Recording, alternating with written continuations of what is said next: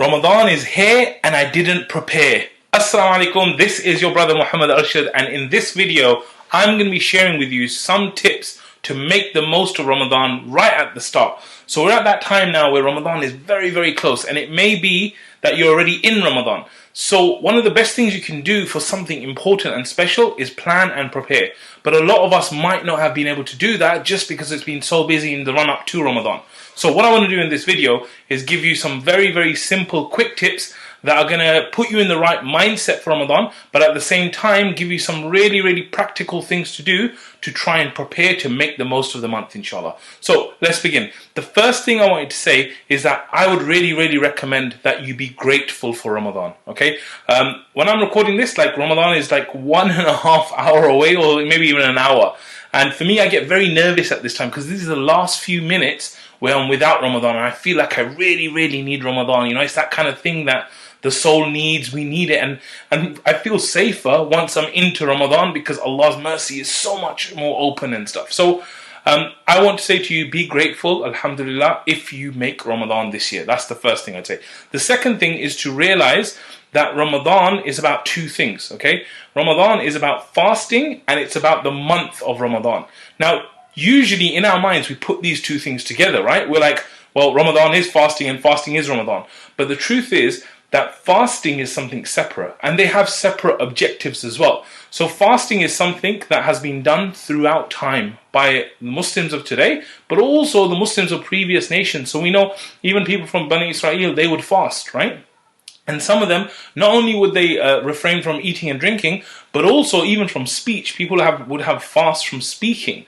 So Ramadan is that kind of time where people fast. And the whole point of fasting is, as Allah says, is for us to achieve taqwa, for us to become the people of muttaqeen, right? Because ultimately, having taqwa is what we need to do as Muslims. Now, what does taqwa mean? Taqwa means having consciousness of Allah. It's basically taking precaution. It's protecting yourself from the punishment of Allah, from disobeying Allah, from all those kind of things where you could fall into that territory. It's about protecting yourself from that. So one of the reasons why fasting is so great for that is, think about it, people who, like, I know Muslims who smoke, I know Muslims who do all kinds of other things, but when it gets to Ramadan and they fast, they actually stop smoking. Like, even someone who doesn't do anything like that, your body will be asking you for natural things like food and water, and yet you're going to be resisting. You're going to be saying, no, even though I want that, even though I feel that, even though I have a desire for that, I will not do it. Why? Because I have done this fast for Allah's sake, right? That's an amazing thing, because what that means is that you actually have the power and the capability to resist your urges. And this is the thing, that after this boot camp of the next 30 days, when you're fasting all these days, it's going to increase your resistance to doing haram, to disobeying Allah, and it starts to build that taqwa in us. So we have to remember that the ultimate aim of our fasting is not to just stay away from food and drink, but it's to actually become better Muslims and to have taqwa at the end of it. So that's the first thing. Begin with the end in mind. The objective is taqwa. The second thing is Ramadan. So Ramadan, like I said, it's something which is separate from fasting, although we obviously do it together. What do I mean by that? Well, in the Quran, Allah says that the holy month of Ramadan is the month of the Quran. So what we need to think about is Ramadan is actually the month for the Quran. This is the time, the most special time where the Quran was sent down. It's the most important time of the whole year. And so it's a very, very special time for us as Muslims. Now, like we know, it's a month of the Quran. So what does this mean? This means that this is the time for us to connect with the Quran. And this is why, you know, normally we would have Taraweeh. Now, right now, we're kind of in a situation where we're in lockdown. We don't have masajid open. It's a very, very tough time, right? But normally we would like really embrace the Quran, right? And this is the whole thing about it, that ultimately you want to get closer to Allah, and the way you're going to do that is through the Quran. Now, when it comes to the Quran, obviously, you know, when you're listening to Allah, this is the Quran. Allah has His words in the Quran, and for us to listen to them and be close to them, it's going to change the way we are. And so that should be one of our main objectives for the month. Now, some other things outside this whole concept of fasting in Ramadan, just some tips for you and some ideas.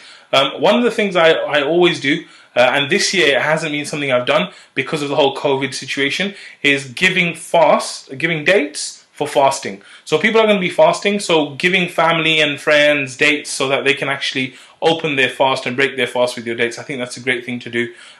So in order for you to prepare for Ramadan properly, what would I say? The first thing I would say is have a dua list. So as I said before, reading the Quran is like Allah giving you instructions, Allah talking to you. The way you're going to communicate with Allah is by making dua. So make sure that you write a list of the things that you would love for Allah to give you. When it comes to your dua list, make sure that you think of the akhirah as well as the dunya. So what I do in my dua list is I try and start with the ultimate end, which is me being in the akhirah. And then before the akhirah, you've got the judgment, and then you've got the grave, and then you've got your end as in your life, and then you've got your dunya and your friends and your family and your achievements and all these things. So make a total dua list that you're going to basically do all the time. The other thing is you want to think about the goals that you want to achieve this year, things that you really want help with, and just include all of those in your dua list. Okay. The fourth thing I would recommend is that you have a main focus. Have a theme for the month of Ramadan. What do I mean by that? Is in past years, so for example, one year I decided that my main theme was going to be khushu.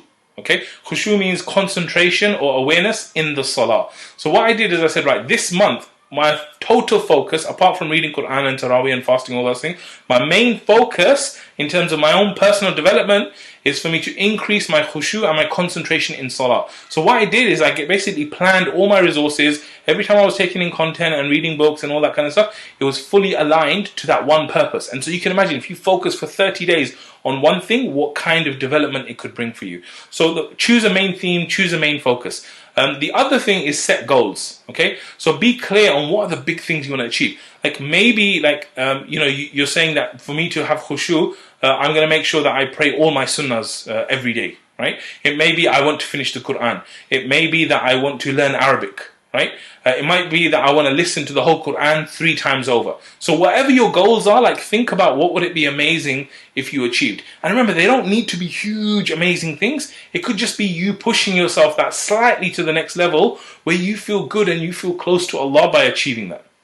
The other thing within the goals, remember the kind of daily habits, right? Because the deeds that Allah loves the most are the ones that are done regularly, even if they're small. So think about the things you want to do every single day in Ramadan in terms of habits. Now, I'll give you a side tip here. There's adhkar, there's words of remembrance in the morning and the evening, and there's so much benefit that the Prophet ﷺ used to say these, and some of them you say them and it protects you and it gives you Jannah and all these kind of things.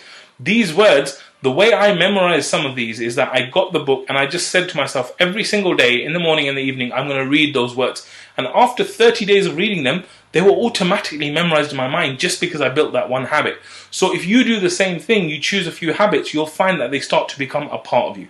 The next thing I would say is choose the books and the content that you want to go through. So again, this relates to the main theme that you've chosen. So if it's khushu, then maybe you want to read a book on khushu. If it's about getting to know Allah, maybe you want to read a book on the names of Allah. So you need to think about what are the kind of books I want to read, what are the videos I want to watch, what are the courses I want to do. Right now we have more time than ever before because we're kind of indoors, right? So that means we have more time for learning, more time for getting closer to Allah. So just make a clear list of all the books and the content that you need. And then the last thing I would say is to give charity. Okay, so obviously giving charity, it doesn't matter what level you're on, but to give something, even if it's small throughout Ramadan, it's an amazing thing that will take your fasting and everything else that you're doing to the next level. Now there's some really good things out there that will automate it for you and make it very simple. So for example, there's something called the last 10 nights or my last 10 nights, right? This is all about giving in the last 10 nights of Ramadan automatically. Also, we have LaunchGood, which is a great platform out there for Muslim crowdfunding. They have this thing called 30 Days of Giving, where they will actually allow you to give automatically. You fill it in once, and then every single day they will give an amount on your behalf to a charity or to a project, right? And so every day in Ramadan, you're actually paying charity without knowing. So you could even give £1 or $1 or £10 or whatever you want to give, and that would be done automatically for you. Even if you forget, it will be done, inshallah. And then the last thing is, Ramadan usually is a time where a lot of people calculate their zakat and stuff. So if you haven't paid zakat for the year, like you need to sit down, look at it. National Zakat Foundation have a really good kind of calculator for that, so you can check that out and really calculate what's owed from a zakah perspective if you do owe something, and then obviously pay that off as well. So just to recap, the whole video is about you trying to make the Ramadan the most important, the best thing in your life right now, just by doing a few things. We said there's a difference between fasting, which is done for taqwa, and Ramadan as a month, which is all about the Quran. We said that if you can give dates to family and friends, that's something wonderful to do. We said Allah is talking to you through the Quran. The way you're going to talk to Allah is by making a dua list. Like, think about the things that you want to make dua for. We also said choose a main focus or a main theme for the month, so that everything in your mind is focused towards that, and that focus will bring the power of a laser where it increases that to the next level. We also said, like, build certain habits that you will do continuously so that it becomes a part of you. Then we said set goals. For example, finishing the Quran in Arabic or in English, or listening to the whole thing, or whatever you want to do, but set some goals. It could be memorization, it could be anything, but just set a goal that will please Allah, that will push you to your limits, inshallah. And then the other thing is making sure that your books and your content and everything that you're consuming in your mind is aligned to that one goal or main theme that you have in mind. And then, of course, lastly, is to give as much charity as you can in this month, and use some of the tools that I mentioned, such as Launch Good, to actually go and automate the giving so that it's done even if you forget. I pray that Allah gives you an amazing Ramadan, that Allah gives you the mercy of it, and it's a real boot camp for you to improve yourself and to help your family and get close to everyone in your lives. And JazakAllahu khair for watching. I'll see you on the next one. Assalamu alaikum wa rahmatullah.